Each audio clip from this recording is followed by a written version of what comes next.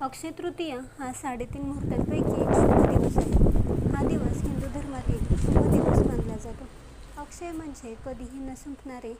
या दिवशी केलेली खरेदी, दान, शुभ कार्य आयुष्यभर वाढत राहतात. अनेक जण या दिवशी सोनं खरेदी करतात, नवीन काम, व्यवसाय सुरू करतात.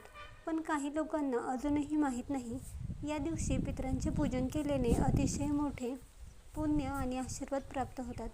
आज आपण या व्हिडिओत बघणार आहोत अक्षय तृतीया या दिवशी पितरपूजन कसे करावे आणि त्याचे काय फायदे होतात. त्यामुळे हा व्हिडिओ तुम्ही शेवटपर्यंत नक्की बघा. हिंदू धर्मात पितरांना खूप महत्त्व आहे. आपल्या पितरांचे आपल्याला आशीर्वाद मिळणे म्हणजे जीवनातील अडचणी दूर होतात. जर पितर नाराज असतील तर घरात सतत अडचणी किंवा मानसिक त्रास निर्माण होतात. अक्षय तृतीया हा दिवस पितरांना प्रसन्न करून घेण्यासाठी अत्यंत महत्त्वाचा दिवस मानला जातो. या दिवशी केलेले तर्पण आणि श्राद्धपूजन पितरांपर्यंत लवकर पोहोचते.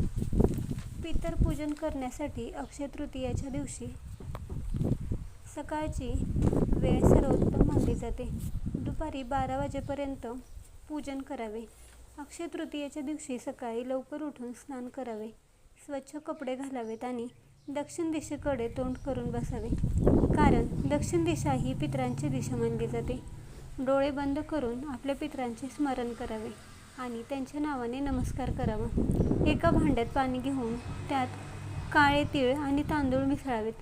उजव्या हाताने हळूहळू पाणी अर्पण करावे आणि ओम पितृभ्यो नमः असे म्हणावे. पितरांच्या फोटोसमोर फुले अर्पण करावीत आणि दिवा लावावा, अगरबत्ती लावावी. पितरांना मनापासून प्रार्थना करावी. हे पितरांना चुका माफ करा आणि कुटुंबावर कृपा ठेवा अशी प्रार्थना करा. पितरपूजन करताना मन शांत आणि एकाग्र ठेवा. कोणावरही राग काढू नका, तसेच नकारात्मक विचार मनात आणू नका. या दिवशी मांसाहार करू नये. दानधर्म करताना अहंकार करू नये. योग्य पद्धतीने पूजन केल्यावर पितर प्रसन्न होतात आणि घरातील अडथळे दूर होतात. आर्थिक स्थिती सुधारते, नकारात्मक ऊर्जा कमी होते आणि मानसिक शांती मिळते. घरात सुख समृद्धी वाढते.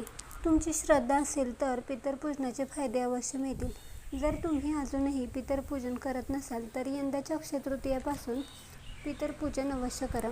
तुम्हाला ही माहिती कशी वाटली कमेंट्स करून नक्की सांगा. व्हिडिओ आवडला असेल तर लाईक करा, शेअर करा आणि असेच धार्मिक व्हिडिओ बघण्यासाठी आपल्या नित्यभक्ती या चॅनलला सबस्क्राईब करा.